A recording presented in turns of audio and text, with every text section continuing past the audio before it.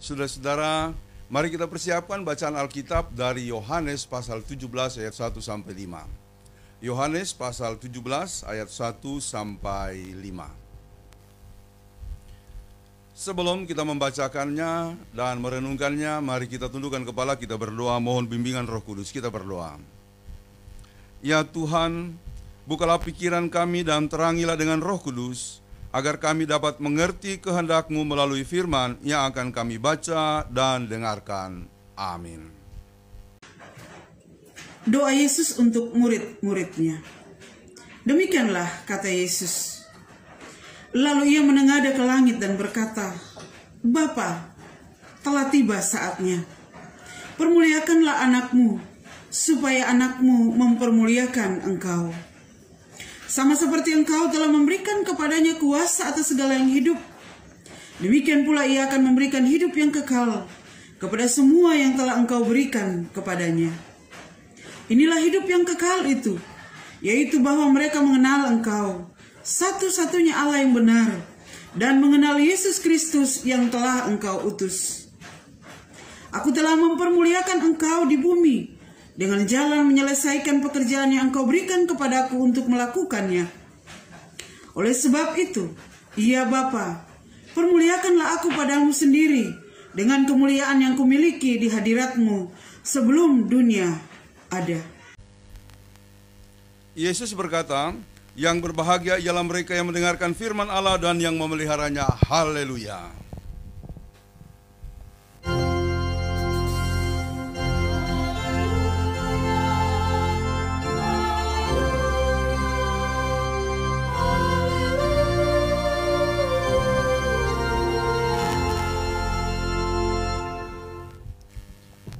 Saudara-saudara, ada seorang ibu yang mengalami semacam kekecewaan berat, lalu kemudian patah hati, hancur jiwa. Dia menyesali keberadaannya. Kenapa? Oleh karena suaminya meninggal sebagai orang atau pihak yang sungguh sangat mereka andalkan dalam kehidupan, baik secara ekonomi dan kehidupan yang lain, lalu kemudian meninggal. Dia sendiri kemudian tidak punya pekerjaan dan sepertinya hilang pengharapan. Dan itu membuat dia sangat-sangat berduka cita. Dia berkabung dalam waktu yang lama, bukan cuma berkabung, sampai akhirnya dia menyalahkan Tuhan. Tuhan tidak adil, mengapa melakukan semuanya ini? Lalu apa yang terjadi? Dia tidak lagi keluar rumah, dia mengurung diri, saudara-saudara, dalam keberadaannya. Sekali waktu dia menemui pendeta, lalu kemudian bertanya, Pak Pendeta, mengapa Tuhan begitu tidak adil kepada saya? Mengapa Tuhan membuat saya menderita sehingga saya kehilangan semuanya dan tidak bisa berbuat apa-apa? Lalu kemudian pendeta itu mengatakan kepada si ibu tadi, saya tidak akan memberikan penjelasan panjang-panjang kepada ibu, saya hanya mau mengajak ibu untuk menemui seseorang, biarlah ibu itu nanti menyampaikan sesuatu kepada ibu. Lalu kemudian pendeta dan ibu ini menemui seorang ibu yang dimaksudkan oleh pendeta. Mereka masuk ke tempat atau rumah si ibu. Rumahnya sederhana, dia bukan orang beradab. Lalu kemudian mereka mengetuk pintu, disambut oleh si ibu yang mereka kunjungi dengan senyuman, dengan ramah, bahkan juga dengan kehangatan, ya, seperti keluarga. Padahal ibu ini baru mengetahui atau baru bertemu dengan si ibu yang diajak oleh si pendeta. Kemudian mereka di dalam, Pak Pendeta kemudian menyampaikan maksud kedatangan, lalu si ibu yang mereka temuin mengerti. Si ibu ini kemudian mengatakan kepada ibu yang datang, yang kecewa itu, ada apa Bu? Mungkin ada yang bisa saya bantu?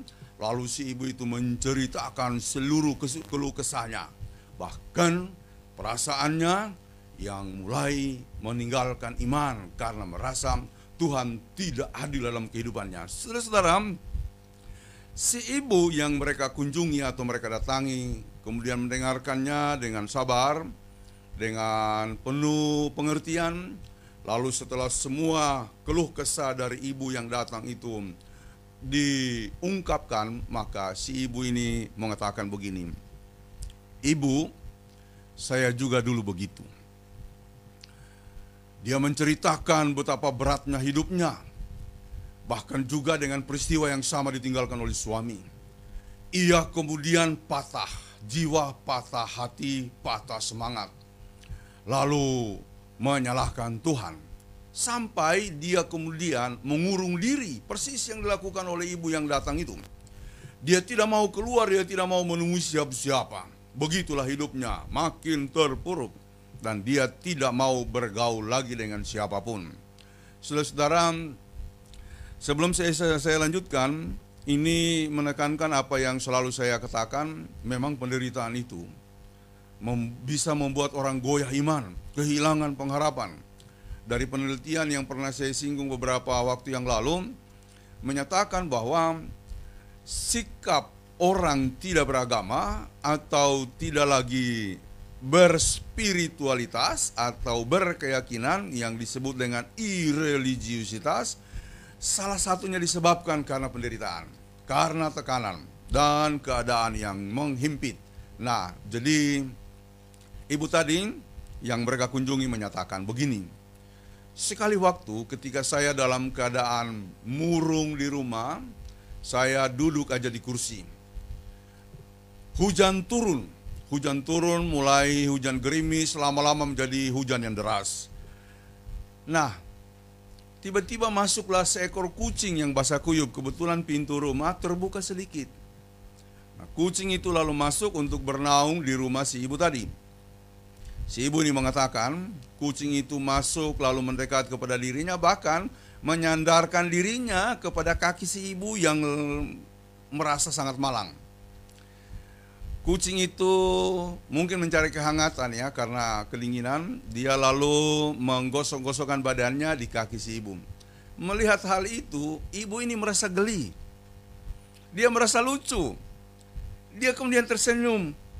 Kucing yang malang membutuhkan kehangatan dariku.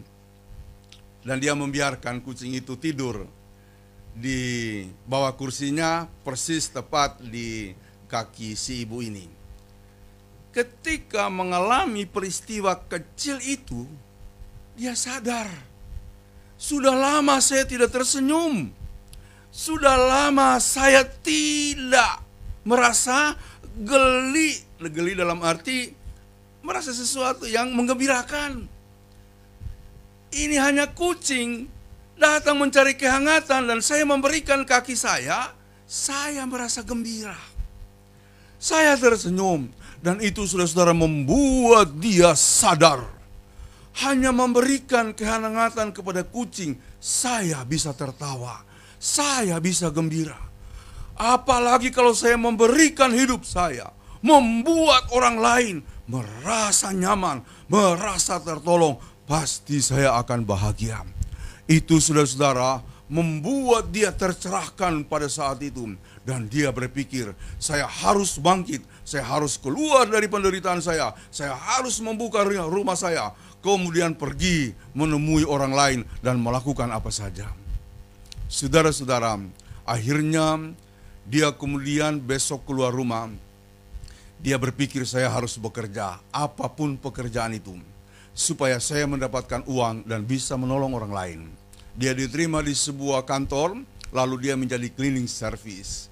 Jadi saudara-saudara, ketika dia menjadi cleaning service, dia mengerjakan itu dengan sukacita karena dia tahu ini pasti bermanfaat bagi orang lain. Paling tidak dia bermanfaat bagi kantornya, bagi orang di sekitarnya. Dan kalau hidup ini bermanfaat bagi orang lain, maka ia akan memperoleh kebahagiaan. Jadi itulah prinsip dan moto hidup ibu tadi. Dari keterpurukannya, dia memberikan hidupnya dan dia bahagia. Itulah yang diceritakan kepada ibu yang datang dibawa oleh pendeta menemuinya. Jadi saudara-saudara, saya kira kita bisa menangkap maknanya ya. Buatlah hidupmu bermakna. Buatlah hidupmu berguna. Maka itu akan melahirkan rasa bahagia yang besar. Dan memang itulah hal yang diinginkan oleh Tuhan dalam kehidupan kita. Tema hari ini adalah memuliakan Allah di bumi. Jadi tadi perikop yang sudah dibacakan menjelaskan doa Tuhan Yesus. Jadi perikop tadi Yohanes 17 ayat 1 sampai 5 itu bagian dari doa Tuhan Yesus. Di mana Yesus pada fase terakhir hidupnya menyerahkan diri kepada Tuhan dan meminta Bapa untuk mempermuliakannya.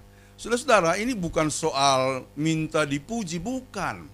Jadi, kalau kita mau merenungkan dalam-dalam, Yesus pada akhir hidupnya mau mengembalikan semua keberhasilannya kepada Allah Bapa di sorga. Bukan sebagai prestasi, melainkan sebagai sebuah bentuk pelayanan. Dan kalau sudah dilakukan, bukan kita merasa sombong, bukan kita merasa terpuji, melainkan dikembalikan kepada Tuhan. Biar Tuhan Allah Bapa di sorga yang menilai dan memberkatinya. Itulah yang dilakukan oleh Yesus Kristus. Jadi saudara-saudara, ini menarik sekali untuk kita renungkan.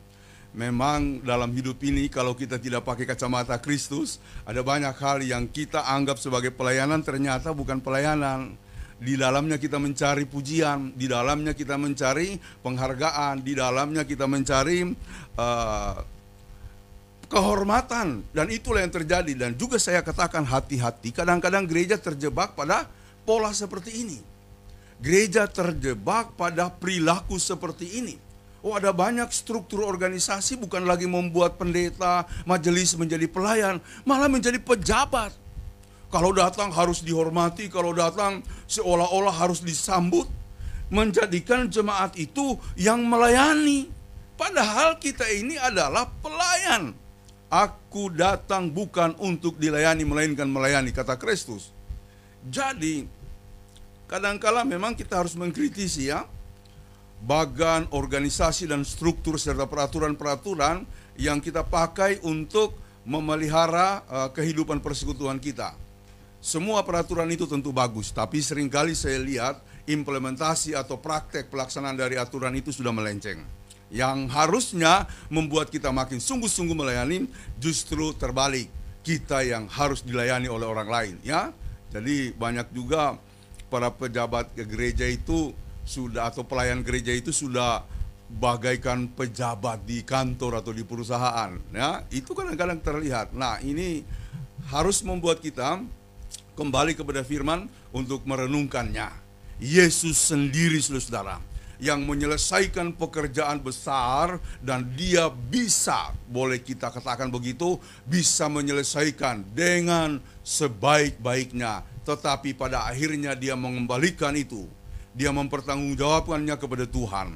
Bukan untuk kepujiannya, tapi untuk kemuliaan Tuhan. Jadi saudara-saudara, mari kita melaksanakan segala sesuatu semata-mata untuk kemuliaan Tuhan. Ya, yang pertama saya mau tekankan, kita ini dibentuk oleh Tuhan sebagai makhluk mulia. Yesaya 43 ayat 7 mengatakan, semua orang yang disebutkan dengan namaku yang kuciptakan untuk kemuliaanku. Jadi kita diciptakan untuk kemuliaan Tuhan, ya, yang kubentuk dan yang juga kujadikan. Jadi itulah pemahaman yang memang kita ketahui semua, bahwa manusia diciptakan sebagai makhluk mulia.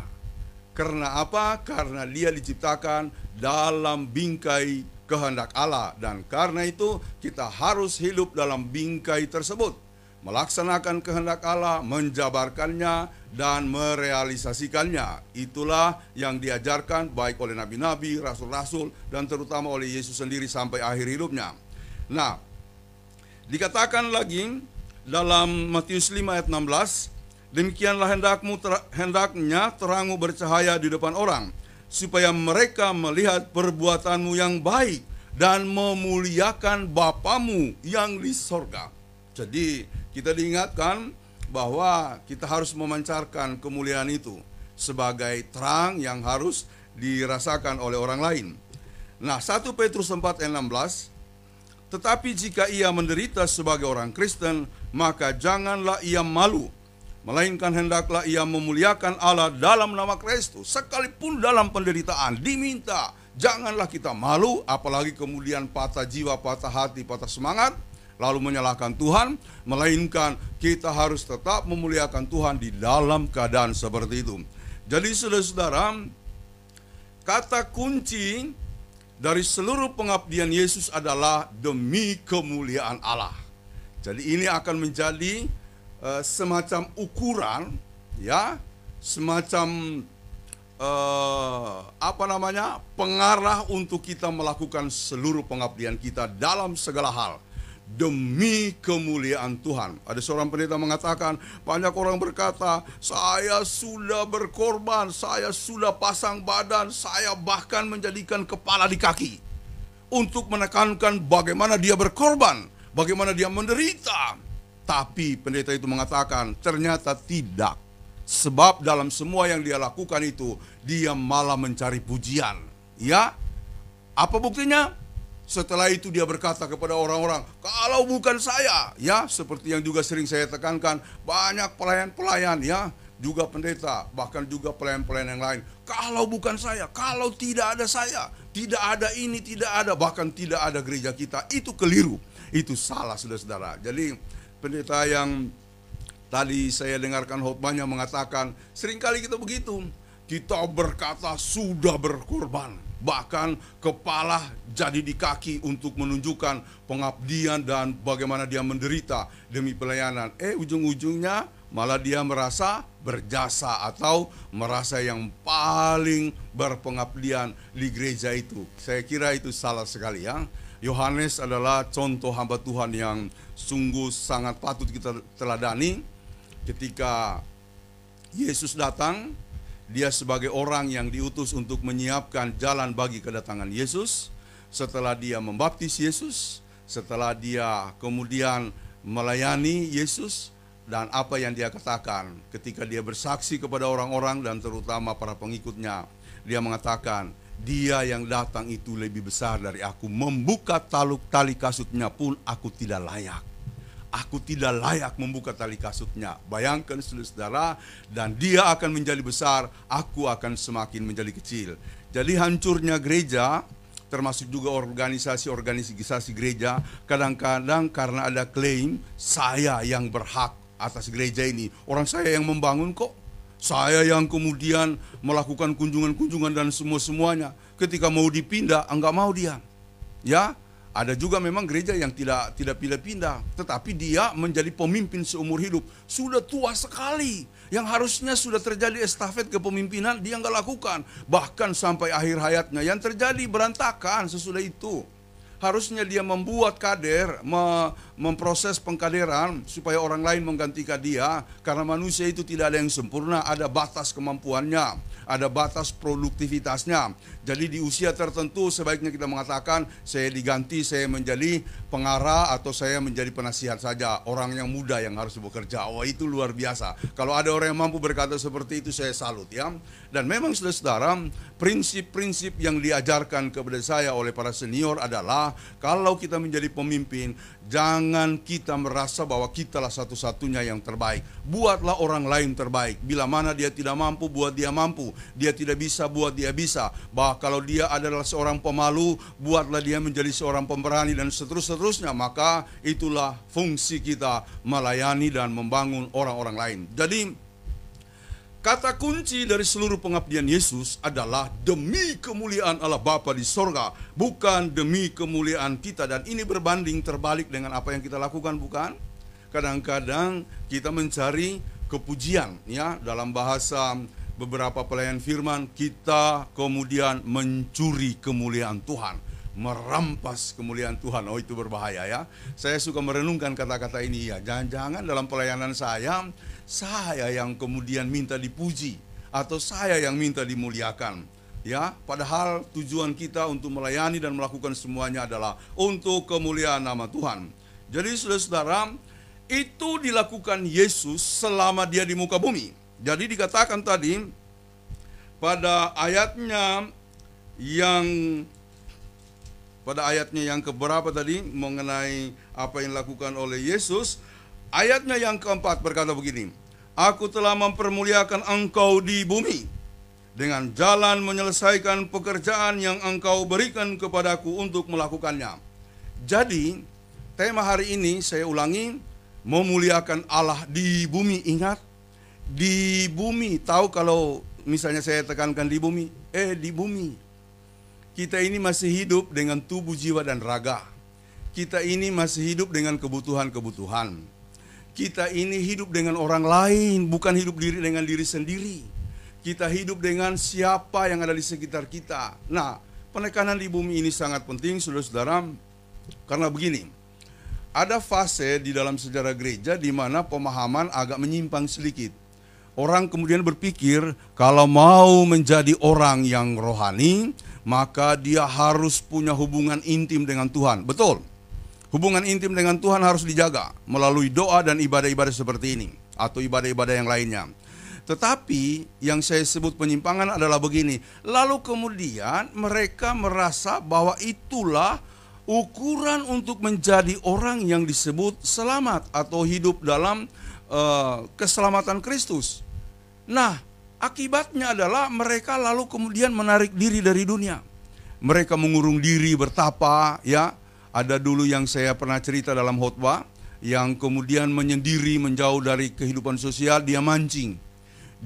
Saya tanya, kenapa kok suka mancing? Dia bilang, memang saya punya hobi. Yang kedua, saya mau menjauh dari dunia. Saya sudah hidup baru. Oleh karena itu, saya tidak mau bergaul dengan masyarakat. Kalau saya bergaul dengan masyarakat, nanti salah omong, saya dosa lagi. Apa betul seperti itu? Tidak. Yesus mengajarkan kita untuk keluar, untuk menjangkau orang-orang yang ada di sekitar kita. Nah, dulu dalam fase tertentu dalam sejarah gereja, terjadi sebuah penyimpangan. Jadi orang bertapa, makanya dulu ada yang disebut dengan istilah sikap-sikap askese, yaitu mengasingkan diri untuk memperkuat keimanan dan hidup dalam suatu tingkat kerohanian yang tinggi. Jadi menjauh dari dunia istilahnya. Apakah itu yang dilakukan oleh Yesus? Yesus benar, kadang-kadang dia mengambil waktu untuk berdoa, bermeditasi. Pagi-pagi sekali dia sudah berdoa. Tetapi dia tidak tinggal di gurun. Kalaupun dia ke gurun itu untuk mengikuti pencobaan, dalam rangka mempersiapkan dirinya melaksanakan tugas pelayanan. Tapi Yesus tidak pernah tinggal di gunung selamanya, atau di gurun selamanya, atau di gua selamanya. Dia setelah mengasingkan diri, setelah berdoa, dia kembali ke dunia. Dia kemudian merombak tradisi asketis yang merasa melalui pengasingan diri, doa-doa yang dia lakukan kepada Tuhan, mereka akan selamat. Tidak, malah dia kemudian mencari orang. Dia pergi ke tepi pantai, dia pergi ke tempat ramai, memberitakan firman, menyampaikan apa yang diajarkan oleh Allah Bapa di sorga, dan itu dia lakukan. Jadi saudara-saudara, ini adalah cara Yesus memuliakan Allah di bumi. Yang kedua, aspek penekanan di bumi mau menunjukkan ini dunia yang berubah-ubah, dunia yang tidak mulus, dunia yang penuh dengan resiko. Kalau kita melayani apalagi kebenaran, saudara-saudara, menjabarkan pelayanan tidak mudah. Kadang-kadang kita hanya hujan kecil sudah mengatakan, aduh maaf ya saya tidak bisa datang. Itu masih menurut saya ya, masih cetek begitu, kecil banget alasan kalau hujan, ya. Kalau hujan, lalu kemudian tidak bisa datang, ya. Paulus saja melewati begitu banyak pulau, daratan, dia kemudian menemui dan dia menjadi sangat luar biasa dalam pelayanan. Jadi saudara-saudara, di bumi ini adalah tempat kita untuk memuliakan Allah melalui perjuangan-perjuangan kita yang kita wujudkan melalui sesama, pelayanan kepada orang-orang di sekitar kita, ya.